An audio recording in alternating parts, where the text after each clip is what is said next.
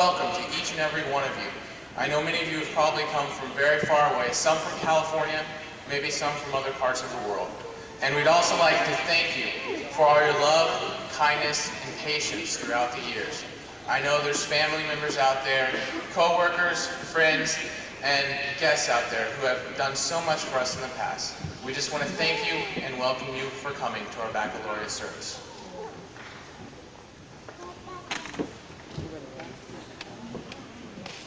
You can leave other claps.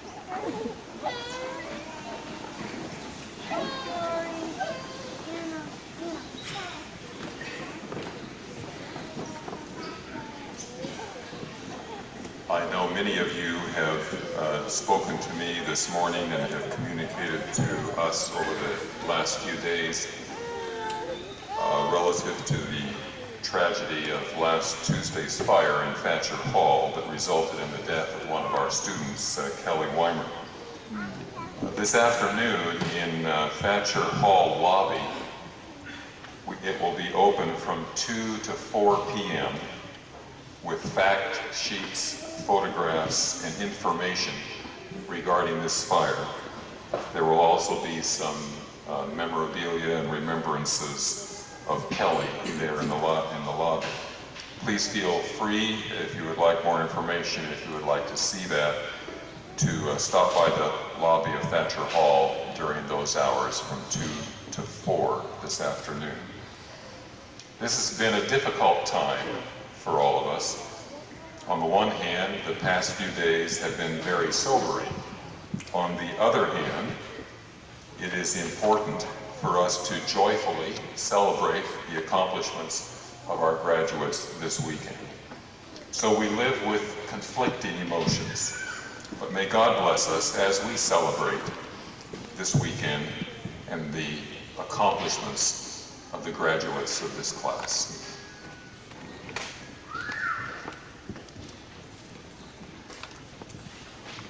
Good morning. The opening hymn this morning, "Give Me, O Thy Great Jehovah," was written by William Williams. He lived as a pilgrim, was persecuted, and through the hardships of life, he always found his rock on God. He always sought to do in his travels only the will of God. This song is like a prayer for all of us as we graduate, that no matter what life has in store for us, what trials we may face, God will always, always be there to guide us through it. Would the congregation please stand? Weekend, for we have waited for it much longer than just a week. You have been close to us through this time. You gave us moments of joy that we will treasure. You share wisdom with us, for you are the first to know it all. But most importantly, we got to know you better, like our personal friend. We're also thankful to you that you were the one who carried us in our darkest hours. Again, we want to lift up the family and friends of Kelly Weimer. Thank you for giving us the hope of resurrection and your soon coming. Amen. Standing on that promise, and because we want to seek you first, on behalf of this congregation, I dedicate this service to you. Amen. Amen. A little bit of information from someone who has been out in the professional world for a little bit. Our guest today, he and I go way back. About as far back as I can remember. That is my father, Mr. Dan Howe. Well, I just want to say, Jamie, that your mother and I are both very proud of you and all the graduating class here today. And I just want to say this, that there's no other school that we would rather write checks to than Southern Adventist University. However, we are sure glad you're done. We have just a few questions for you here today, Dad. Some, maybe you can share a little bit of wisdom from what you've experienced in your professional career. I've talked with a bunch of professionals throughout my college career, and I've seen and talked to people that sometimes say they're a little bored with their job, and they say, well, I'm just waiting for the 5 o'clock bell to ring and I'm out of there. How can we avoid being bored with our day-to-day schedules? Well, one of the things that I have found to be incredibly important in my life and in my career is to never lose sight of the awe and wonder that are around you and around me. You know, you can let things become routine, mundane, or you can look at the excitement that can come in anything that you do. I don't care whether you're the chief of the medical staff, whether you're the president of the university, whether you are in any particular capacity, whether you are an administrative assistant, whether you work with your hands building cabinets, you can look for the awe and the wonder. I also think it's really important, Jamie, to, and I would say this to each one of you graduates, to maintain your relationships. Be very, very careful to pay close attention to every single relationship. And I'm not just talking about the one between you and God, which is the most important one, but also the ones between you and your spouse, the ones between you and your children, those you and your family, and you and your coworkers. When things are good in your relationships, you can keep things from becoming mundane and ordinary. Okay, going along those same lines, relationships with people. You've worked for people, people have worked for you, I've worked for you. You did a good job. How do you blend relationships with people with family, hobbies, your Christianity? How do you make all those things balance together? Well, number one, you've got to keep your priorities straight. God is first, and family is right next to that. And then your career and the things that you do with your life come third. And if you keep that balance, always you will do well, you will succeed. But I also want to talk about one more very important element, and that is the whole process of decisions.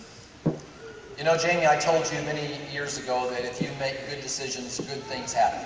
And I told you the converse of that, if you make bad decisions, bad things happen. And the more good decisions you do, the more good things happen. It kind of has a snowball effect. And it's important to continually make good decisions. And one of the things that's really important when you're looking at decisions is to never cut corners. Always stand for something. I'd say if I was going to say any one thing to the graduating class and to you, Jamie, today, is to stand for something. Don't allow anything to cause you to cut a corner anywhere. Stand up for what you are and what you believe, and be special. You know, there's a lot of people out that are mediocre. It's easy just to go and to pick up, you know, the paycheck after you get off work at 5 o'clock. It reminds me of a story. There was a man, this is back early in the last century when the railroad was the primary means of communication. But there was an older gentleman who had worked for the railroad for many years, and a young man who had just worked for a few months. They were out working, servicing the rail line. I think they may have been replacing some of the railroad ties. And as they were working along, digging and just doing everything they could to get their job done that hot summer day, all of a sudden a train came by, and out of the back special car stepped the president of the railroad. And he came over and threw his arms around the older gentleman that was changing the ties. And they talked for a little while, just like they were buddies and had always known each other. And then pretty soon he got back up into the special car, and the train took off, and the young guy said to his companion, says, "Man, that was the president of the railroad." He said, "Yeah, it was." He said, "Well, how did you know him?" He said, "Well, we started working on the railroad on the same day 30 years ago." And the young man said, "Well, how is it that you're still out here with me changing the ties in the railroad bed, and he is the president of the railroad?" He said, "It's very simple." He said, "I went to work for 50 cents an hour. He went to work for the railroad." And if you set your goals and your objectives to do the best that you can, to be everything you can be, and don't settle for mediocrity, you will succeed. Southern Adventist University is unique.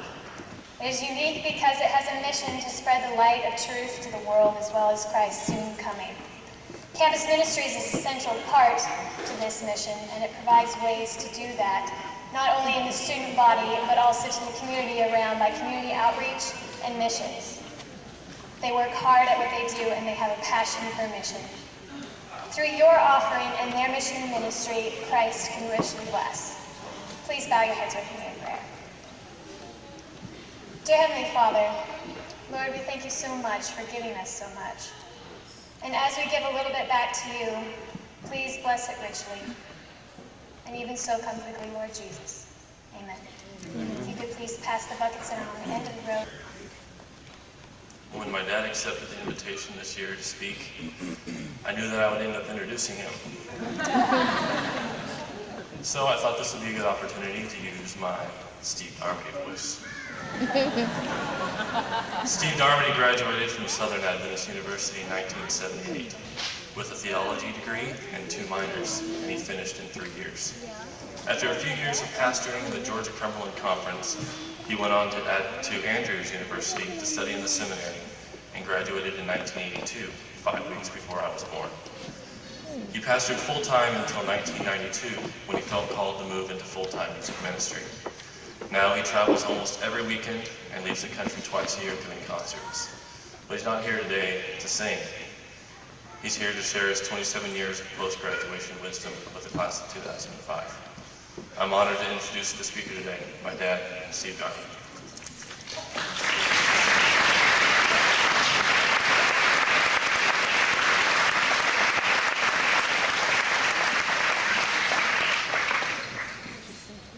Well, right now, I sure wish I was singing.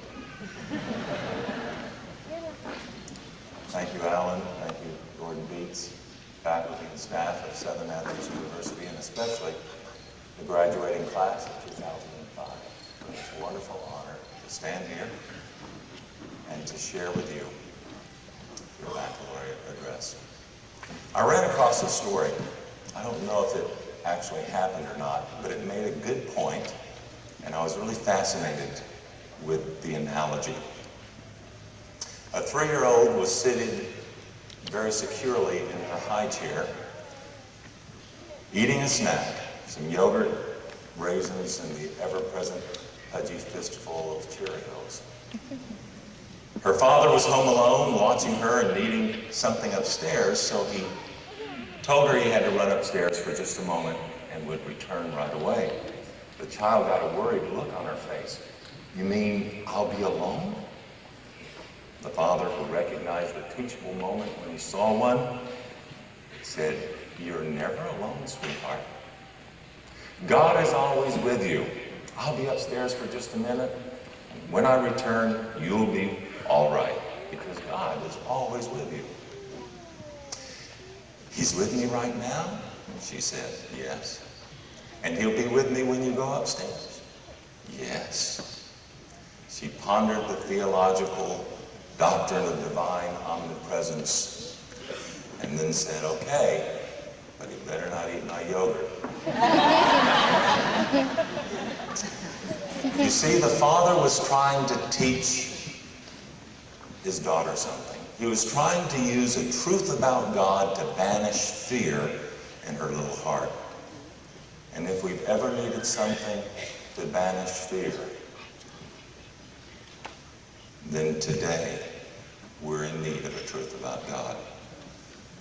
Fear abounds.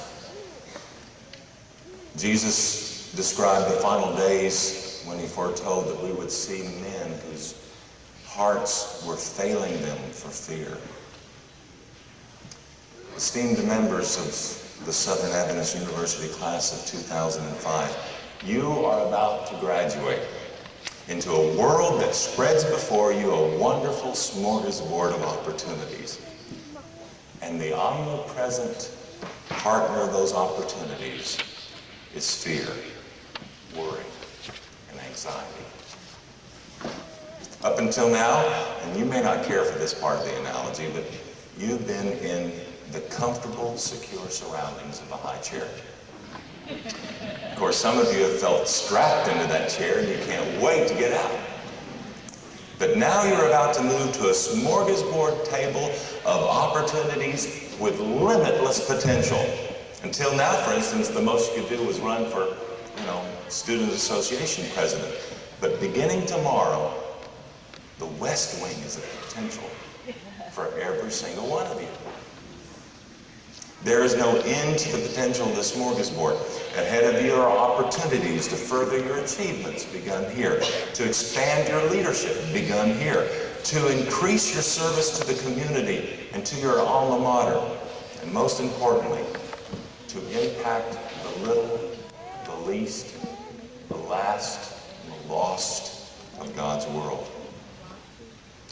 This is truly an exciting day for you. The high chair is being retired and the spoon feeding is over. Oh, how I wish I was there today to start it all over again. And yet there is a flip side. There's a price to pay for stepping up to the table. For you see, the omnipresent partner of these opportunities is fear, worry, and anxiety. I know what it feels like to sit where you are. 27 years ago, I sat right there in this same auditorium. You see, I knew how to be a student, and I was a pretty good student, but I wasn't quite sure how to be a full-time permanent employee. I worried that I wouldn't be able to cut it. I took a job with the Georgia Cumberland Conference and was assigned to a small church down in South Georgia. I remember the first time the phone rang and I answered it and I said, "Hello? Hello? Pastor Darmody." And you know, I almost laughed right into the phone. I could, you know, just to hear that, Pastor Darmody. Who was I trying to kid? A month ago, I'd been wearing a Beach Boys t-shirt, and now I'm wearing a coat and a tie and calling myself pastor. Didn't help that my church members made the same observations. I can remember visiting one gentleman multiple times in his hospital room, and every time I got there, he was looking for anybody he could find. "Hey, orderly, drop the mop. Come here for a second. I want you to meet. This is my pastor." Really? Really? As I laughed along, I began to think about what was so funny, and quickly it became not so funny at all. I thought, people are going to find me out. I'm an imposter. And when they find that out, they're not going to be happy. I mulled that around for a while, and it was like a lead weight around my neck. I really couldn't get my head into doing much of anything for fear that any failed attempt would reveal my secret. But fortunately, it occurred to me, before I was totally frozen in fear, that Southern had graduated me. A conference had called me, and the congregation had accepted me to be their pastor. And though I had very little confidence in myself, and some would say for good reason, others had expressed confidence in me. And it was through them that God strengthened me and quieted my fears and reminded me that ultimately God himself had placed a calling on my heart years earlier. And that was a major point, turning point in my life in ministry. It emboldened me to go forward. And Joni and I went forward. I mean, anything that came our way, we did it. My good friends that pastored with me down in South Georgia, they affectionately called Joni and I the bionic couple, because if it was presented at a workers' meeting, we planned it into our church calendar and schedule. There was nothing we couldn't do, because we knew God had confidence in us. When we look to ourselves for validation, we are puny and of little account. When we look at the evidence, and then heavenward to God himself, we discover that we are the apple of God's eye. I love that phrase, the apple of God's eye. I wish someone here would tell me what that really meant, where it came from. But it sounds great, doesn't it? We're the apple of God's eye. Make no mistake, graduating class of 2005, you are equal to the challenges ahead. When you doubt that you've got what it takes, remember, this faculty believes in you. That action and the diploma which bears witness to it is a public declaration that others recognize that you have every reason to believe that you can make the accomplishments you set for you in your life. But what of the fears that have less to do with confidence, competence, and credentials?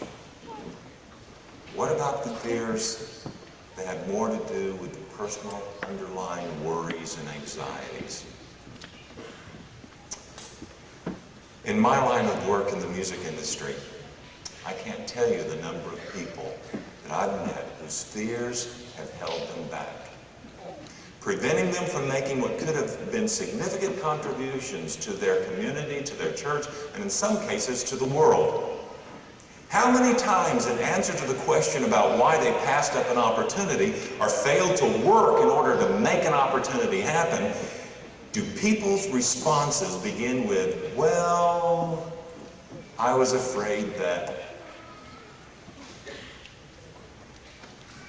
Being afraid is a perfectly natural response. It's normal, even healthy. Prudence demands a careful evaluation of the circumstances. The powerful emotion of fear can alert us to the presence of unseen dangers and warn us away from potentially perilous undertakings. But what about fear that is not prudent, but merely internalized, paralyzing thoughts? This morning I'd like to share with you all that I can share, and that's my own journey. 3 paralyzing fears that I've had to deal with in my life, and that anyone who wants to be successful has to deal with. The fear of failure, the fear of suffering, and the fear of rejection. The fear of failure. When I began singing 25 years ago, I dreamed of traveling abroad and helping with evangelistic meetings, and maybe one day to do national tours to the largest cities of the world, singing in the largest auditoriums. The Lord has blessed me to see those realities. But in the early years, it was just a hopeful dream. And one weekend, I was in San Antonio, Texas, and Del Delca was there, a dear friend of mine. And we were talking about life and everything, and she was asking questions about what I was doing, and I told her I had a trip overseas scheduled. And she said, do you sing in the language, or do you plan to sing in the language of the people when you get there? And I said, oh, no, don't be silly. You see, well, I took high school Spanish in the Valley Grande area of Texas, where even everyone in the store spoke Spanish. And to this day, all I can say is burrito. Well, muy grande burrito, that's 3 words.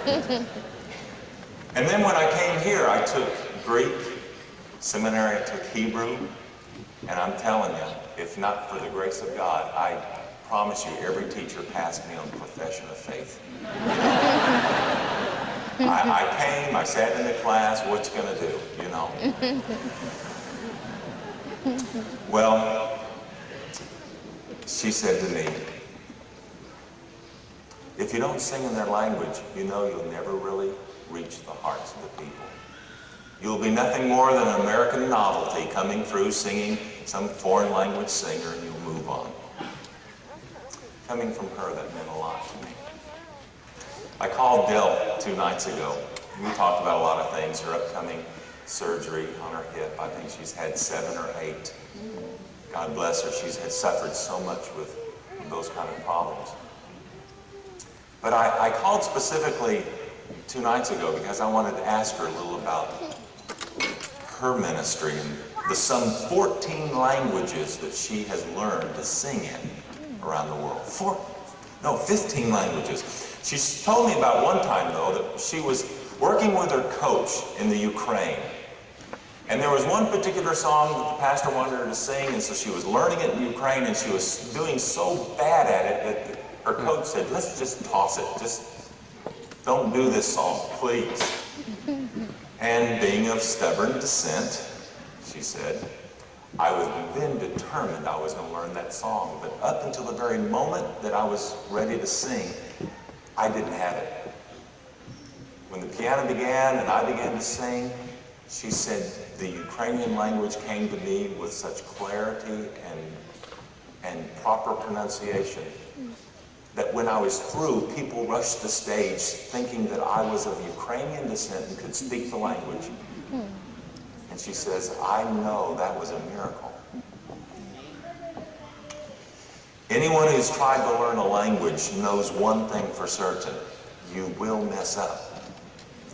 And you'll never learn unless you try. All the failures combined, you've got to try. Dell has made a lot of mistakes in her life, but she went on to say on the phone, "I've learned that if I just make a joke of it, people love it. They love it when you mess up." So she's learned to turn that moment. That's a wonderful trick. How to reframe a bad experience and instantaneously change it into a different experience.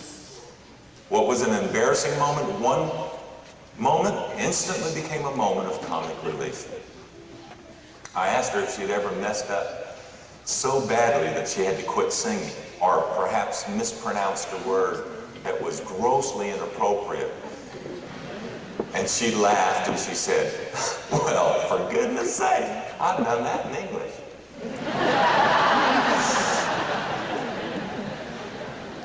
Here is a woman who has never learned to read music, but has recorded 45 solo albums. I recorded my first 25 years ago. I have 6 albums. She's recorded 45.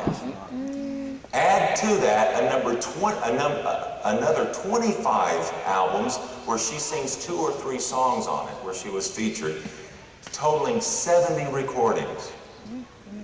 And to think that she turned down the call to be a professional musician 4 times before she became the Quiet Hours musical vocalist. All for fear of failure. Thank God she overcame that paralyzing fear. Fear of failure can paralyze us into complete inaction. Too often, when life affords us new journeys and new adventures, our imaginations run wild and with worst-case scenarios that leave us at least humiliated and at worst totally annihilated. Preferring the safety of the harbor to the perils of the sea, we turn our sailing vessels into houseboats and never leave the bay.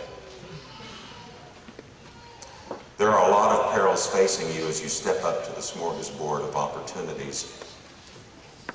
But how sad it is when someone chooses, as an adult, to stay seated in a high chair, afraid. Failure chastens, but it cannot undo you. Failure to try is the only real defeat. Another fear I faced is the fear of suffering. But since traveling the world as a spokesman for ADRA International, I've redefined what I think suffering is. What most of us fear as suffering doesn't even have the right to even be mentioned in the same sentence.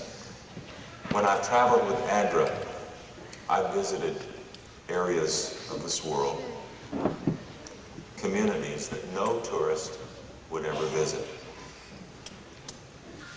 I have seen suffering. And I'll admit that I don't want to have anything to do with it. I'm afraid of suffering. The fear of suffering is real. But the definition of what constitutes suffering to most of us middle-income Americans doesn't even have the right to call itself suffering. You see, we don't really know what real suffering is. And if it sounds like I'm talking down to you, I am. And yet we fear such superficial suffering to the extent that we let it immobilize us. There is in our time and in our culture a pervasive sense that we ought not to be inconvenienced. That's what our suffering actually is in most cases. Inconvenience is the suffering of North Americans. Microwaves, instant messengers, cell phones, overnight delivery, all foster our expectations that I gotta have it right now. I shouldn't have to wait. I shouldn't have to experience frustration. And if I do, someone's gonna pay. When I went to school, we were all basically poor. But I look around now in the year 2005 and I see things have changed. The drive of your parents have led to prosperity, and you arrive here with cell phones and sports cars and designer clothes and credit cards. And things are a little different.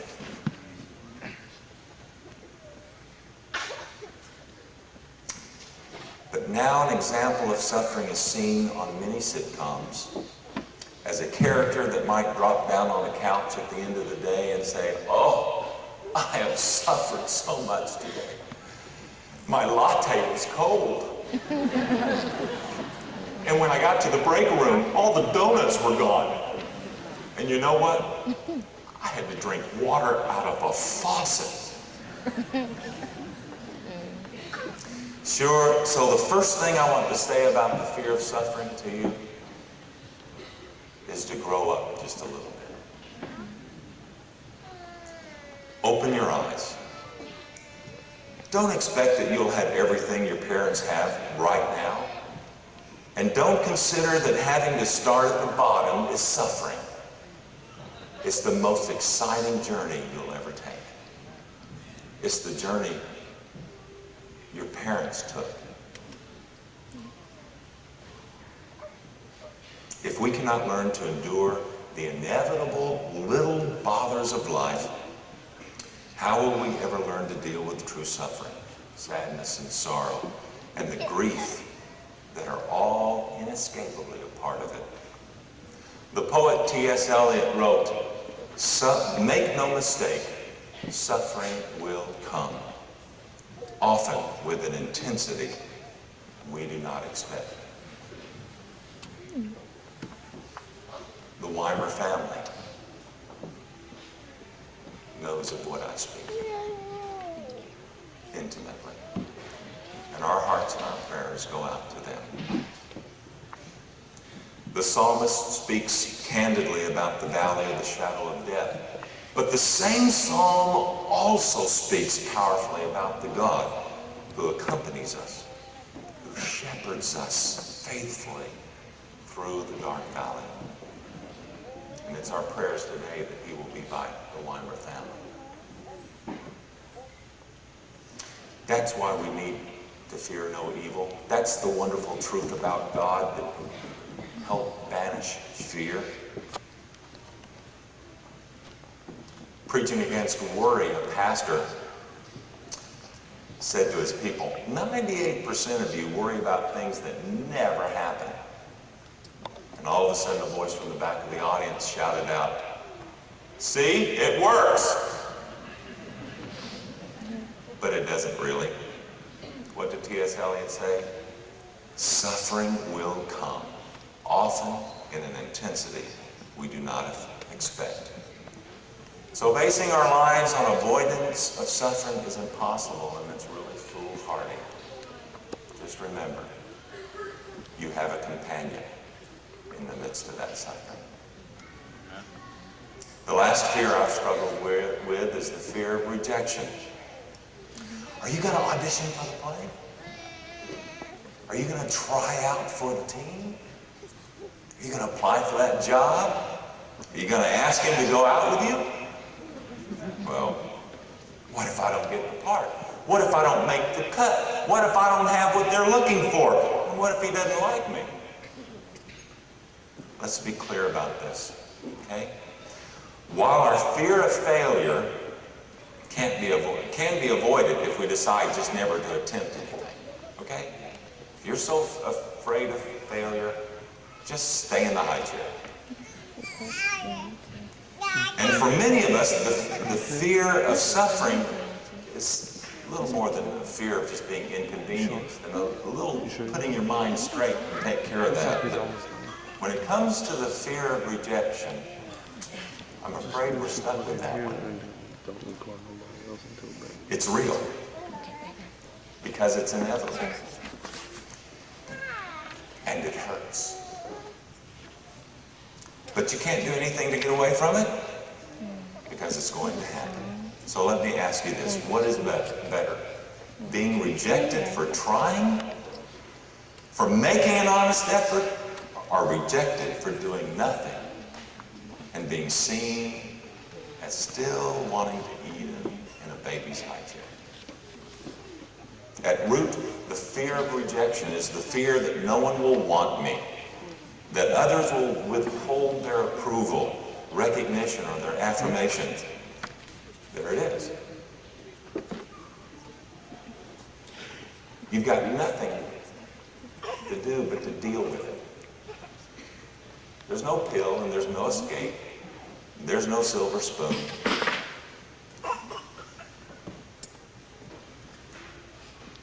I live with rejection.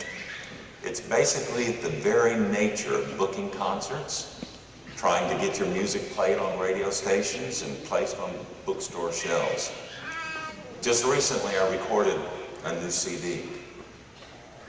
It's a departure musically from what I've done in the past, but it's truly the most accurate reflection of who I am musically. Some people don't like it.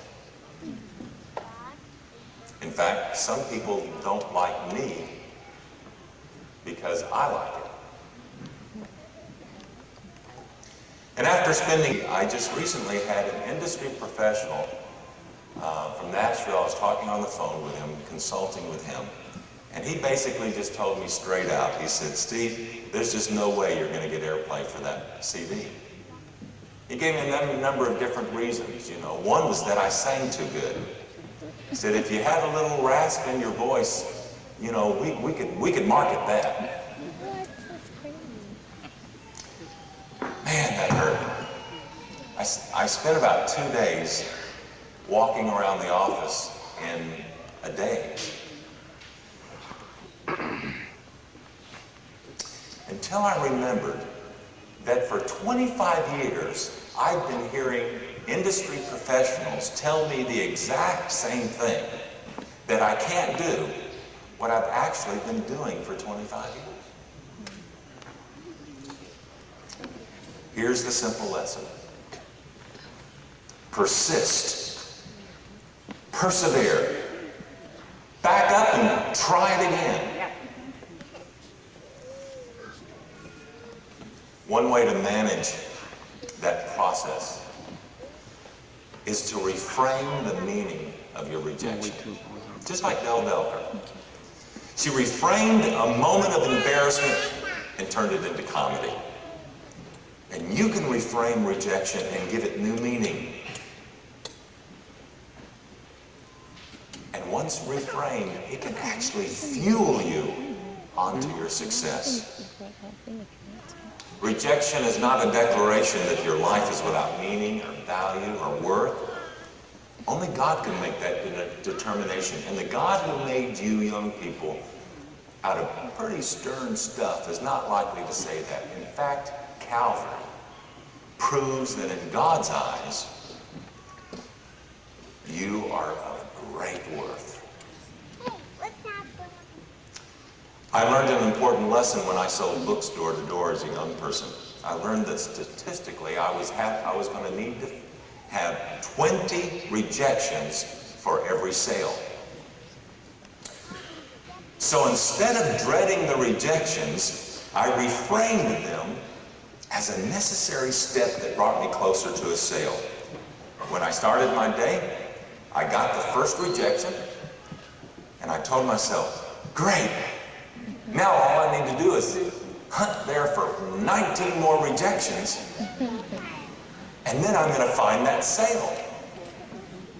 And so I went to the next door with a cheerful heart, fueled by reframing that rejection into a positive encouragement of the simple realities of what has to transpire for us to get to A to B.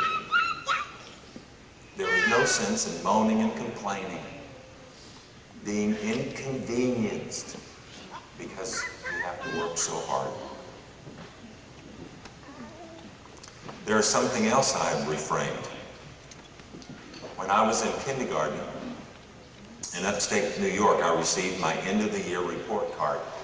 A few years ago, my mother, Carol, who's here today, and she put together boxes of stuff and wanted to give them to her 3 boys, memorabilia and old things. And I found that report card, that kindergarten report card, and I was interested to open it up and see what my grades were. And I was very happy. Almost everything was E's, which means excellent. And then I got to the bottom of the report card, and there's a little comment section where the teacher can write something if she wants to. And I noticed in some of the other preceding years, no comments were made. But in that kindergarten report card, there were 2. And they were this: Steve cannot speak distinctly, and Steve cannot carry a tune.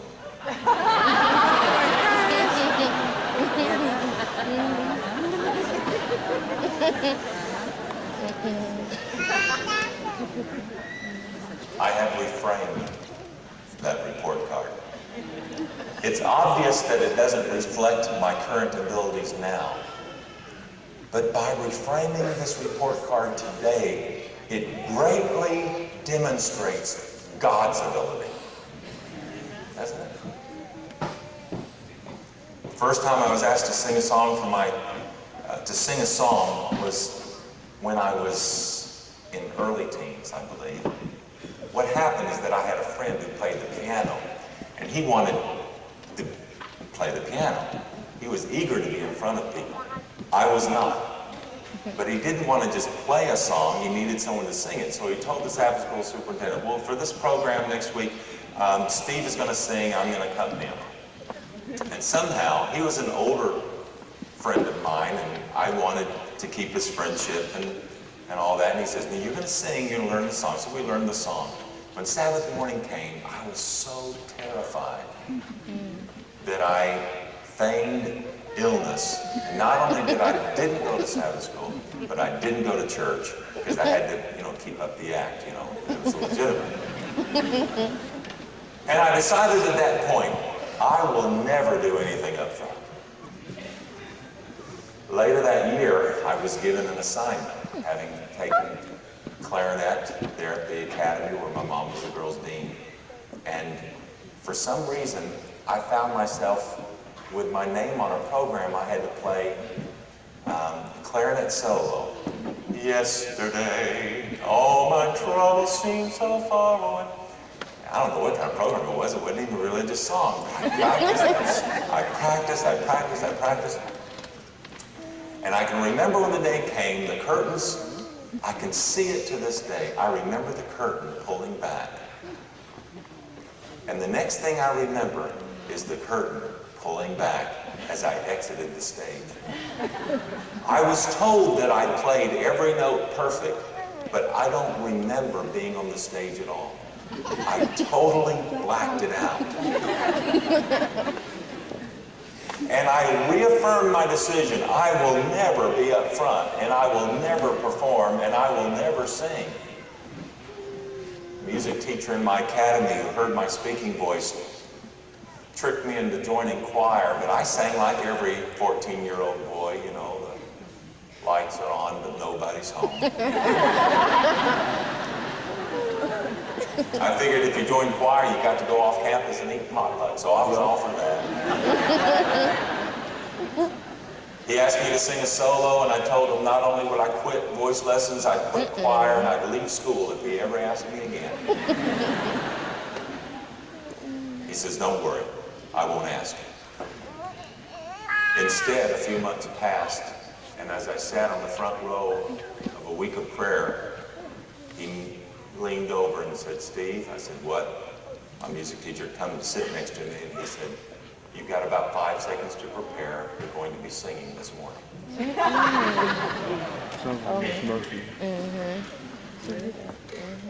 It's a long story, but the short of it is that I got up to sing, and I began to pass out. And all those memories came back, and I looked and I saw the red exit sign. And I could barely see the word exit because my tunnel vision was so tight for lack of oxygen. And I thought, I'm going to run for it.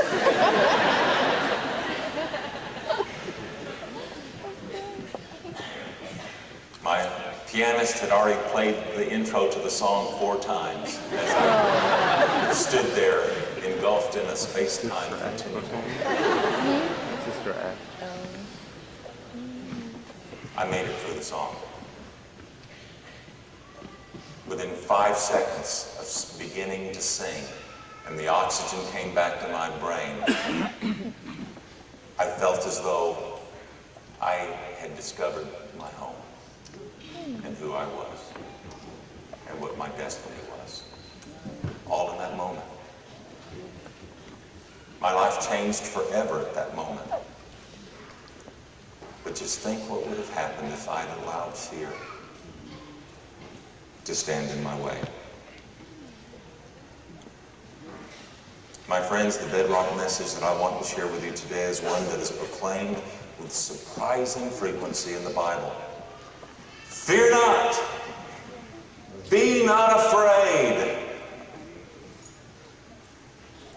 Fear not. God said that to Abraham and Sarah when God called them to leave home and country and go to a strange land. Fear not. Moses said this to the people of Israel when they stood with their backs to the Red Sea and Pharaoh's chariots closing fast. Fear not, I have called you by name. I have redeemed you. You are mine. God said that to Israel as they stood defeated, dejected, and in exile. Fear not.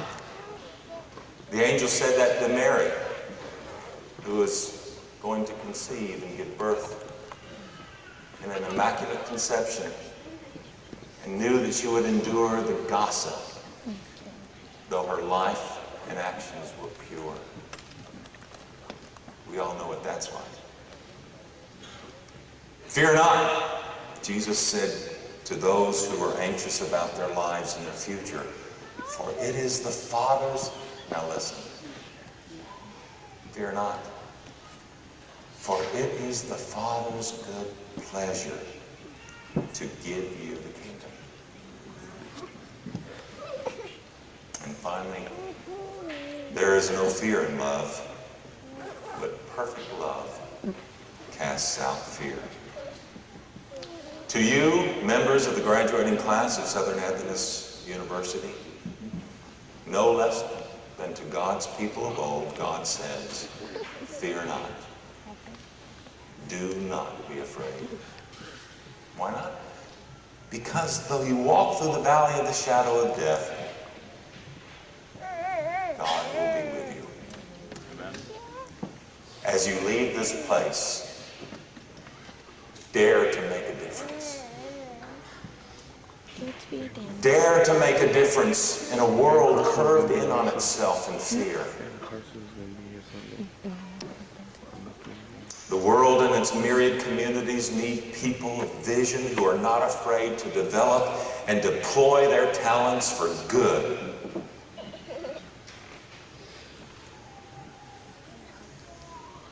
God needs people of compassion who are not afraid to care. You've got what it takes, and God goes with you, so fear not. God wants your heart and your hands and mind and soul, and there is nothing you cannot overcome with Him at your side. So, why are you still here?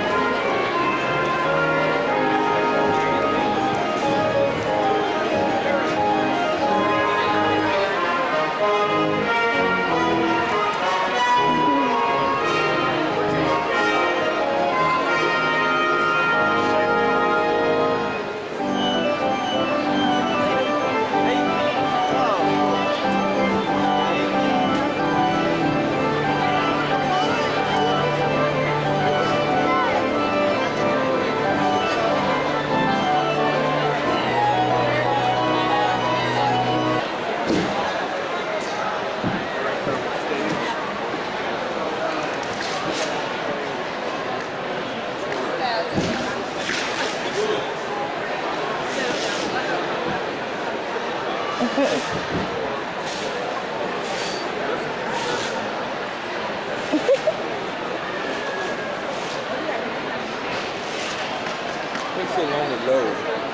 ready for the camera. Always, everyone's looking around, ready. Okay, you don't have to pose, you just be normal.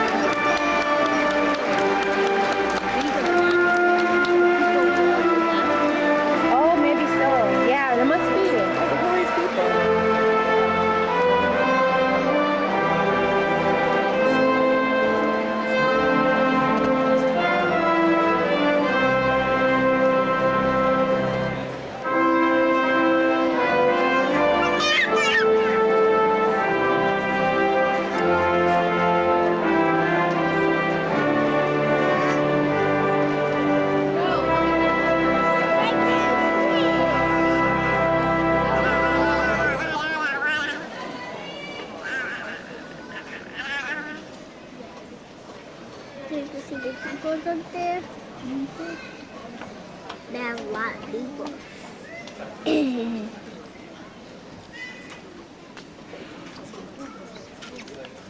Will you please join me in standing for prayer? And I'm going to read about Luther. With his deep, mellow voice, Luther Massengill has been a recognizable and legendary personality of WDEF radio and television in Chattanooga, Tennessee for more than 60 years.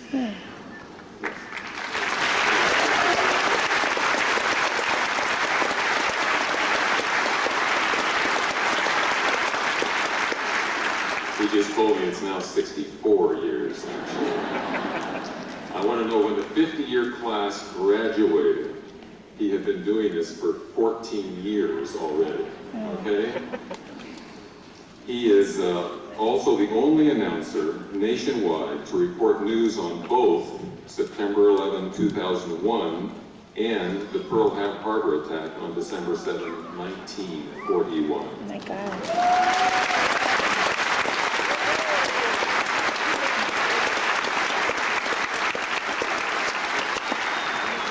The son of William, Tom, and Mary Harlow Massengill, Luther grew up in the Chattanooga community and attended Avondale Elementary, Hardy Junior High, and Central High schools, along with his 4 brothers and 3 sisters.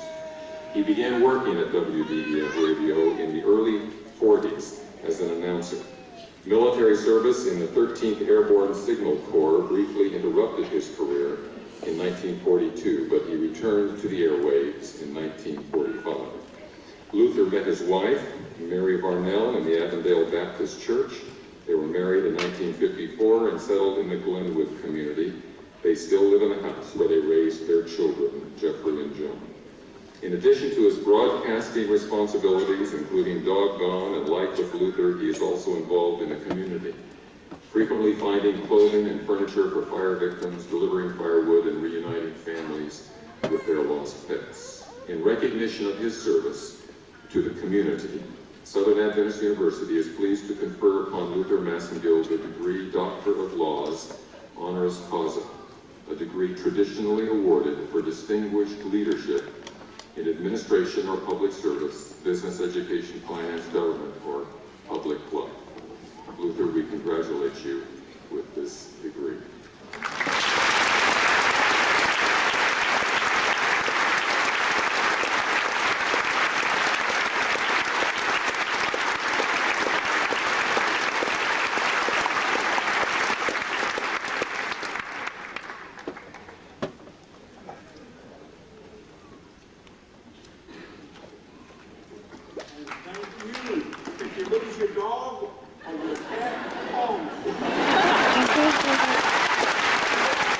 Single-parent home. His mother was one of 24 children. She married at age 13, living in dire poverty with poor grades, a horrible temper, and low self-esteem. All appeared to preclude the realization of his dream of becoming a physician. But his mother never adopted the victim mentality. Though she had only a 3rd grade education, she challenged her sons to strive for excellence. Young Ben persevered, and today is director of the Division of Pediatric Neurosurgery and professor of neurosurgery, oncology, and plastic surgery and pediatrics at Johns Hopkins Medical Institutions. All right. Among his accomplishments, Dr. Carson gained worldwide recognition when he led a medical team that separated West German Siamese twin babies in 1987, guided a team in South Africa to be the first completely successful separation of twins joined at the top of the head in 1997. He's also refined techniques for radical brain surgery to stop intractable features. Dr. Carson holds more than 30 honorary degrees, doctorate degrees. He's a member of the American Academy of Achievement, the Horatio Alger Society of Distinguished Americans, and many other prestigious organizations. On the occasion of the 200th anniversary, the Library of Congress named him one of the 89 living legends. And in 2001, he was chosen by CNN and Time magazine as one of America's top 20 physicians. He sits on the board of directors of numerous organizations, the Kellogg Company, Costco Wholesale Corporation, the American Academy of Achievement, and is an Emeritus Fellow of the Yale Corporation, the governing body of Yale University. He has most recently been appointed by President Bush to serve on the President's Council of Bioethics. His 3 books, Gifted Hands, Think Big, and The Big Picture, provide inspiration and insight for leading a successful life. Dr. Carson has been married for 30 years to his wife Candy and is the father of 3 sons. And yes, his mother Sonia, who made all this possible, is alive and well. We welcome you, Dr. Carson, to Southern Adventist.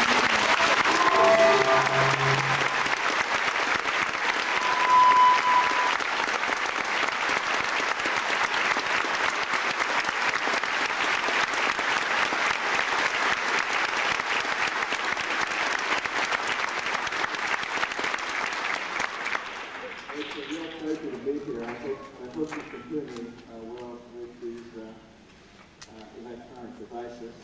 If you can't, just raise your hand. No one's raising their hand. Okay, good. First of all, congratulations to all the graduates. I must say that, I attend at least 6 commencements each year, and I'm frequently astonished at the attire of the graduates, but this is a very distinguished group. Those, your parents and your institution, I thank you for doing that.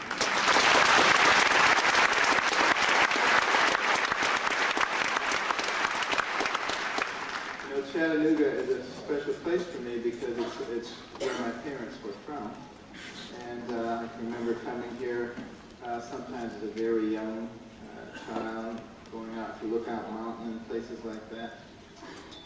But I just want to talk a little bit about what real success is for the graduates.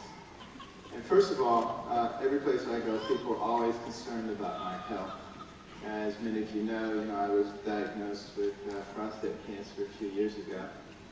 And, I was one of those people who got their annual physical examination completed, no part deferred. And I would always get my PSAs, and I would do all the things you were supposed to do.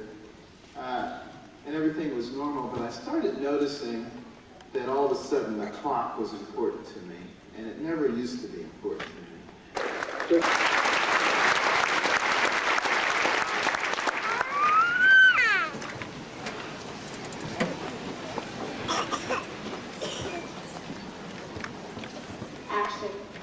I assure you that the senior class stands ready to accept your challenge to live by values and use our talents to uplift others on our journey through life.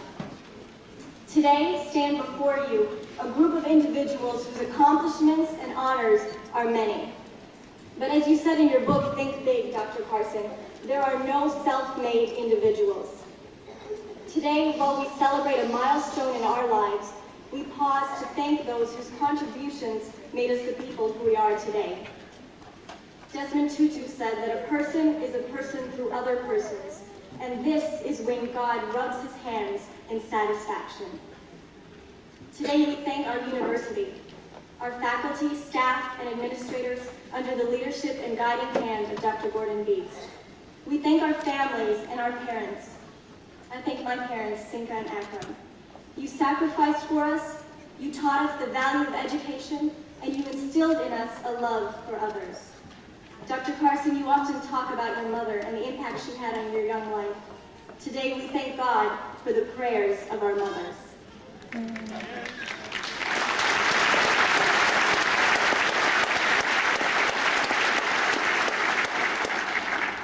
Today we thank our mentors, those people whose doors were always open to us, who always believed in us, even at those moments when we didn't believe in ourselves.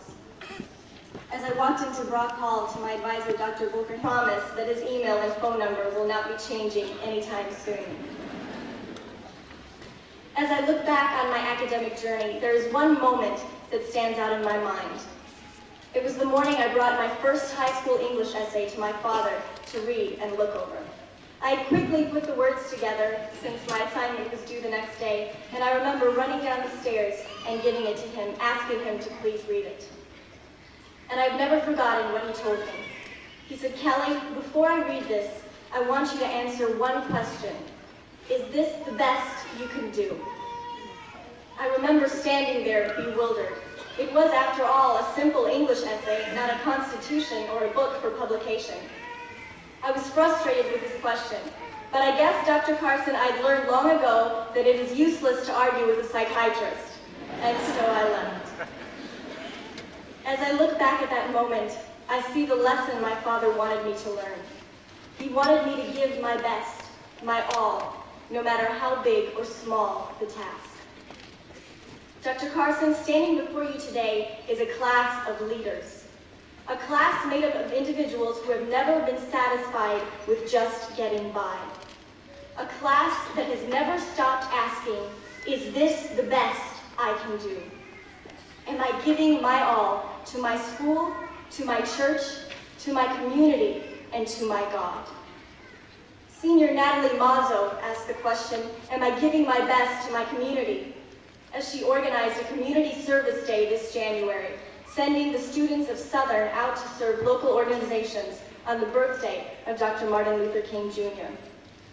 Seniors like Morgan Kokenauer asked the question, am I giving my best to my church, as they organized a new church service called Southern Missionary Church, where every week over 200 students gather to pray for one another and to worship.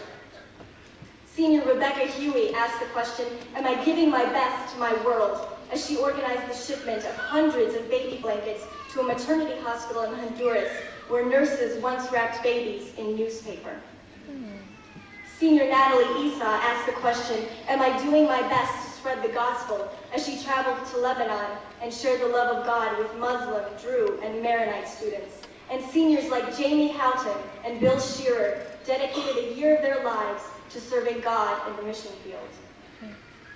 Senior Michelle Ducames asked the question, am I doing my best to reach my peers for God, as she organized the Southeast Youth Conference held in March, where students from across Tennessee came to Southern's campus to learn about reaching out to others and sharing their faith. And seniors like Florence Merriman asked the question, am I giving my all to further peace and justice, as they organized a Human Rights Day conference in December for over 500 high school students. A conference that compelled the United Nations High Commissioner for Human Rights to pen her own letter of congratulations.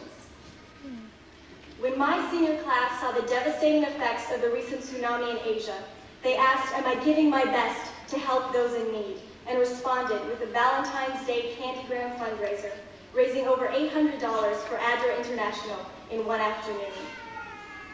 As a class gift this year, my senior class voted to put Southern's mission of reaching out to those in need into practice. The Arabian Sea will now carry 2 fishing boats purchased by the class of 2005. These boats will provide a source of income for 2 Adventist families in India who lost everything, including their boats, in the tsunami last December.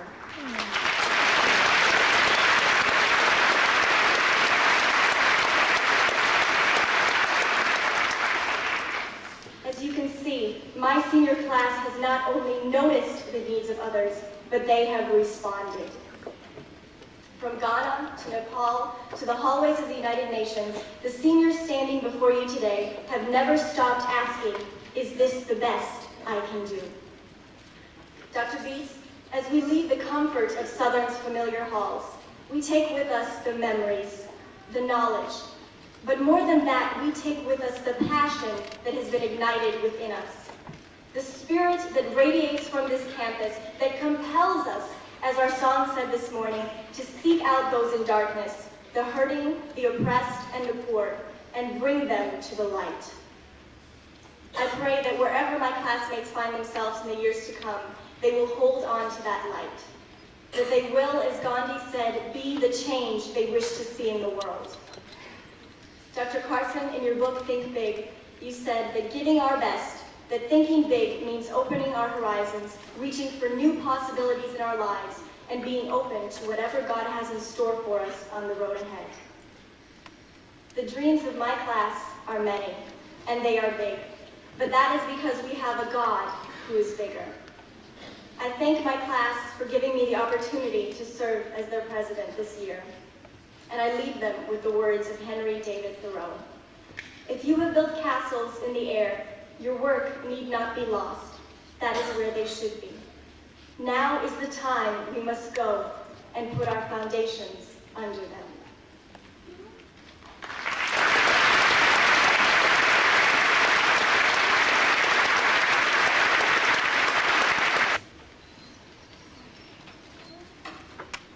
Wow, there's a lot of you out there.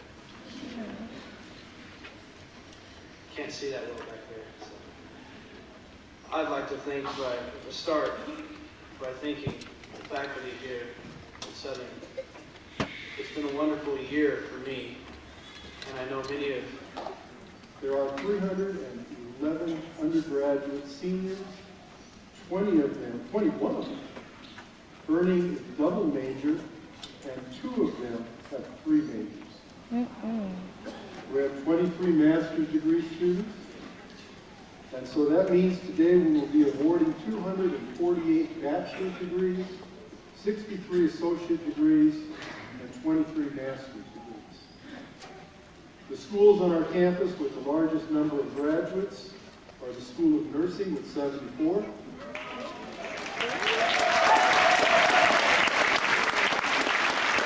the School of Business and Management with 54, the School of Religion with 38,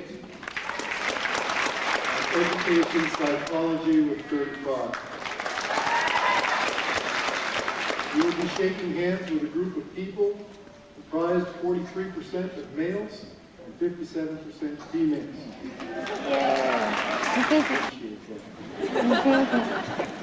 We will be shaking hands with people of ages ranging from 19 to a little bit over 60, and the average age is 23 years.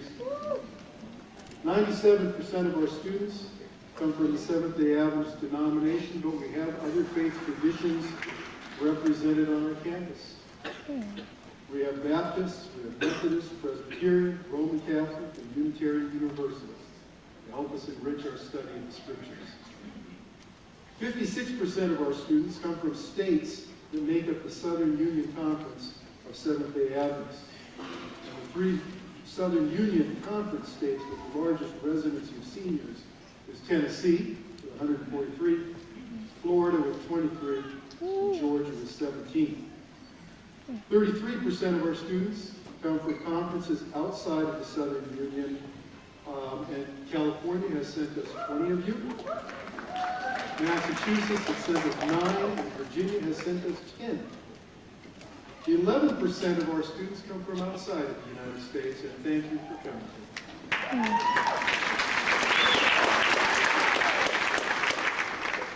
Out of the 311 seniors, 33 have served as student missionaries, and 11 are planning to go out as student missionaries next year.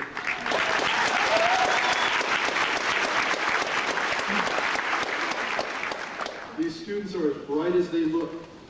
We've calculated the grade point averages, and for the master's graduates, the average GPA is 3.62. For undergraduates, the average GPA is 3.34. 43% of the undergraduate seniors will have a 3.5 GPA or higher. 21 of our undergraduate seniors are graduating summa cum laude, which is 3.9 to 4.0. And in addition to that, we'll be graduating 3 Southern Scholars, who will bring the university's cumulative total of Southern Scholars to 146 seniors who have graduated since the year of 1984 when Southern Scholars was founded. Our students have applied themselves very well, Mr. President, and Mrs. Zier and her staff have checked the list at least twice, and they assure me that these people should receive their diplomas. So let's award them.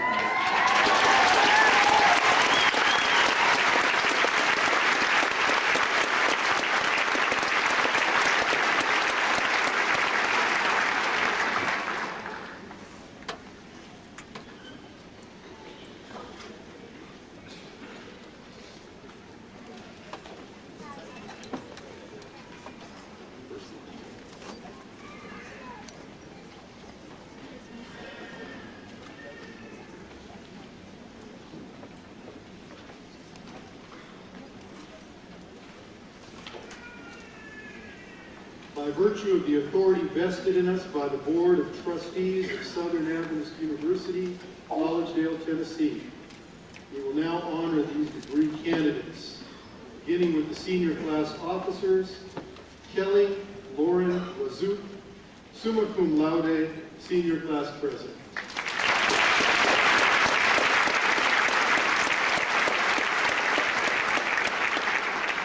Florence Anisha Olivia Merriman, senior class vice president.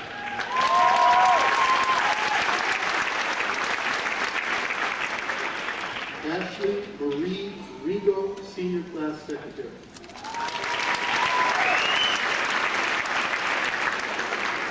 Morgan H. Kokenauer, senior class pastor.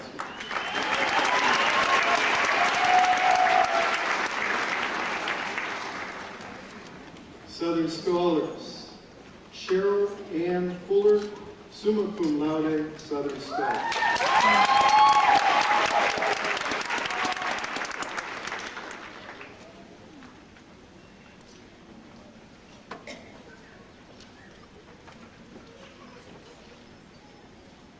Melinda Jo Herman, cum laude, Southern Scholar.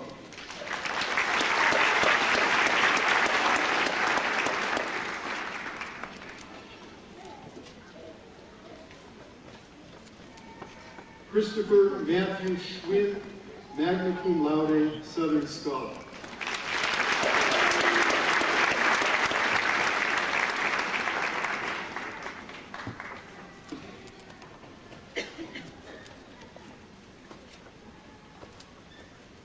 Baccalaureate degree graduates. Anka M. Alexandru, cum laude.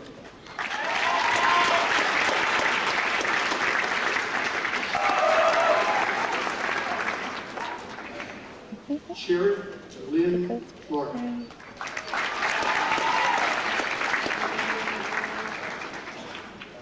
Chrislyn Dawn Flayville, magna cum laude. Bradley Danvers Clifford.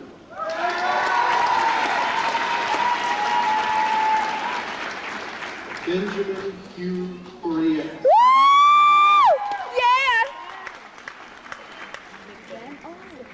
Sabrina Marie Ferry.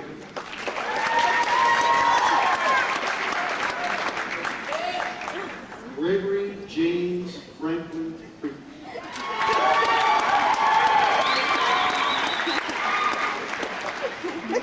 Caitlin Nicole Press.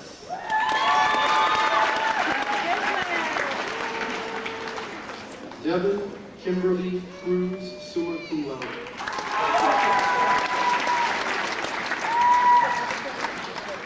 Alan Whitaker Darman.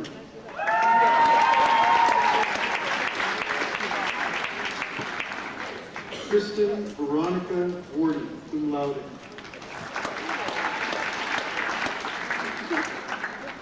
Carol June Davidson, magna cum laude. Jason Leyland Davis, cum laude.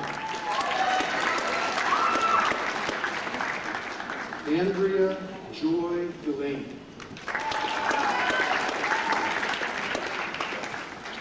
Jonathan Paul Dietrich.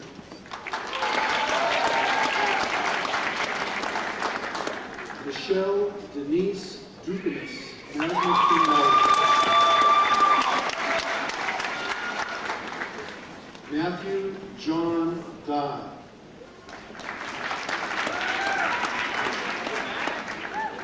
Stephanie Diane Eberly.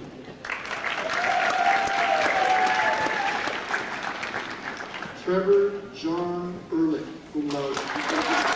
Elizabeth Haugen. Jeremy Ogden Fitzgerald James.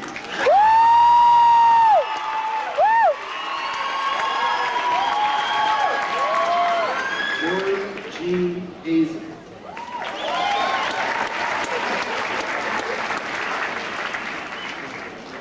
Stephen Robert Henderson.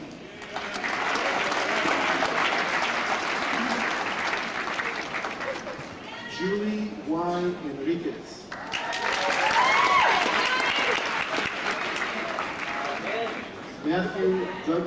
Higgins, magna cum laude.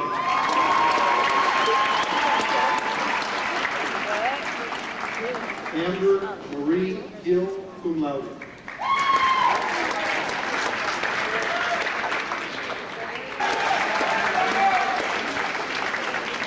Sonia Noel Johnson, cum laude.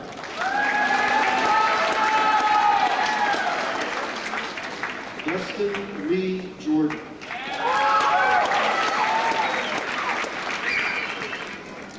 Edward M. Julian.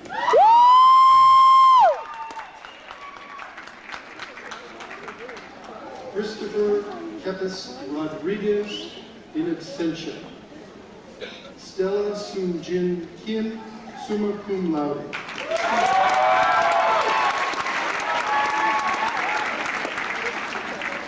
Sarah Elizabeth King.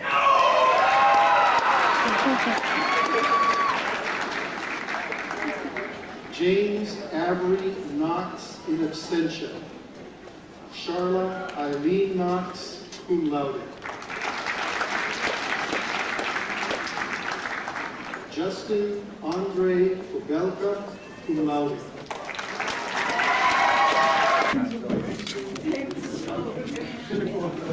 Are you here yet? You want to get that just for a second? Because I don't have a camera. Oh.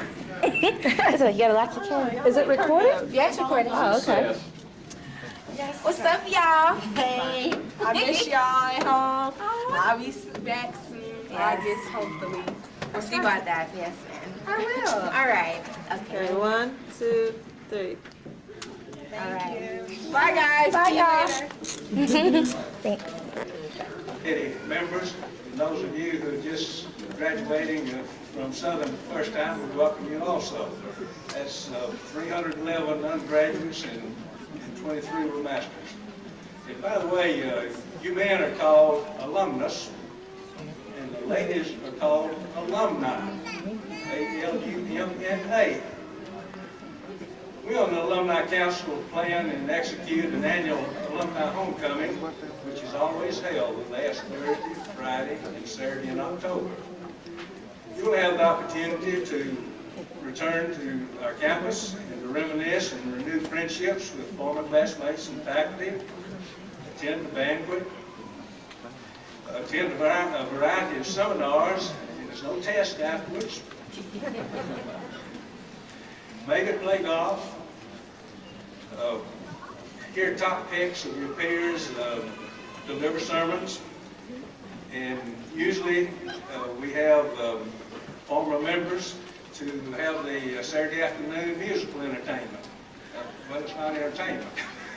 I guess anyway, it's a Christian service. And on Saturday night, then you have your entertainment. And we just hope that you will come back each year. There's a number of meals also that are supplied no charge. As you grow older, the desire to return to Southern will become even greater, and the alumni homecoming events become more meaningful to you. I don't plan on missing a single alumni weekend, and I hope to see all of you back here often, and look forward to shaking hands with you and meeting you here each year. Welcome again, you new members of the SAU Alumni Association.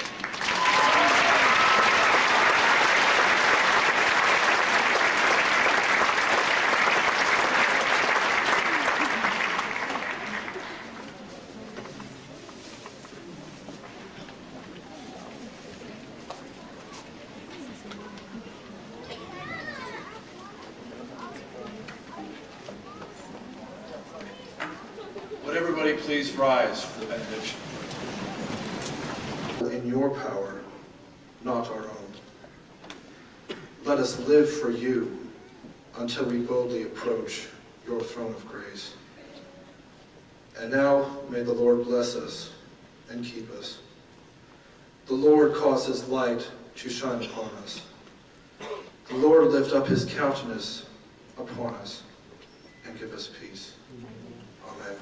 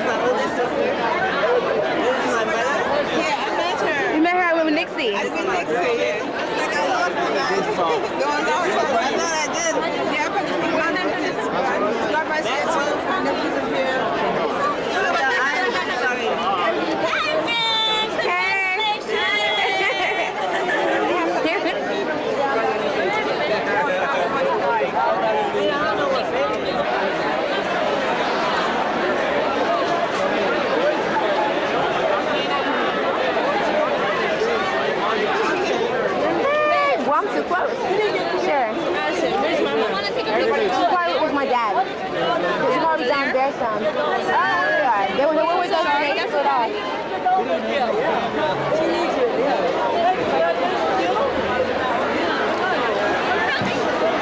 Yeah, we were right on this side over there.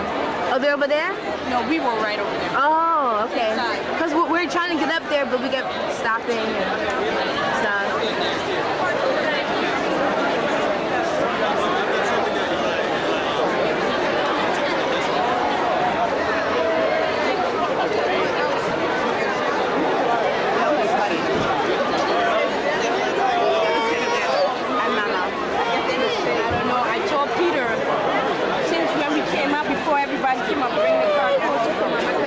Let's go in the camera together. Ready? Let's say hi together. I see Peter right down there. Is the sun in your eye? Okay, ready? Hey guys, what's up? We're in Tennessee. It's Ben's graduation. Peace.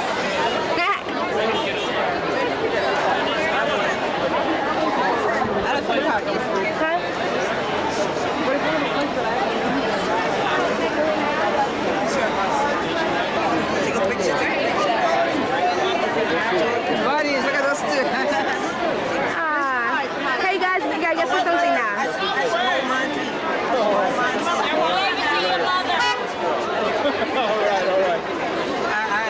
Okay guys, so how's it feel to finish college, man? How's it feeling right now? Alright, feeling good, feeling good. Feeling good, feeling great?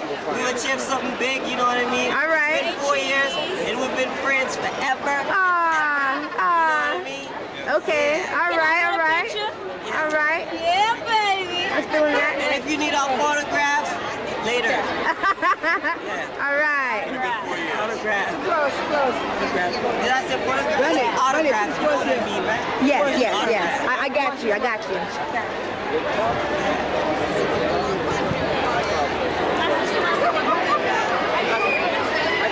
saw him smiling. I think I should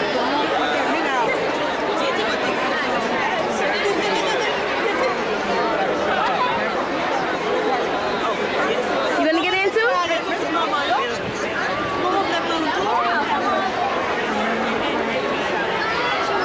Alright guys. Hey. Say what's up. Hey. Alright. So what's your name? Carla. Okay. Cool man. Well, alright y'all.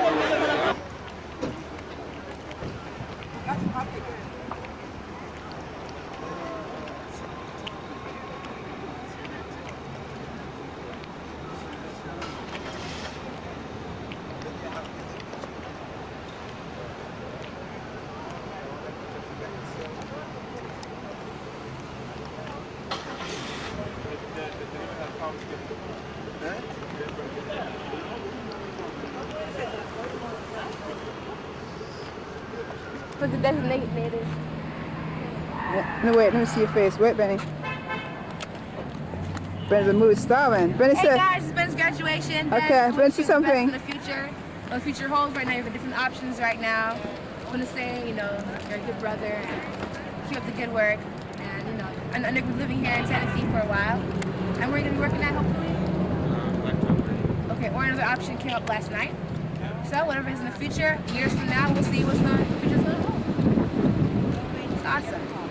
Congratulations. Congratulations. We love you. Well. Say something. Benny, say something. You already talked already. You did? Yeah. Right now, as we speak.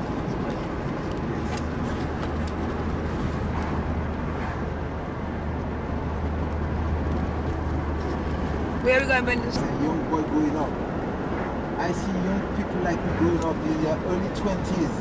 We have children with this woman, with this woman, with this woman.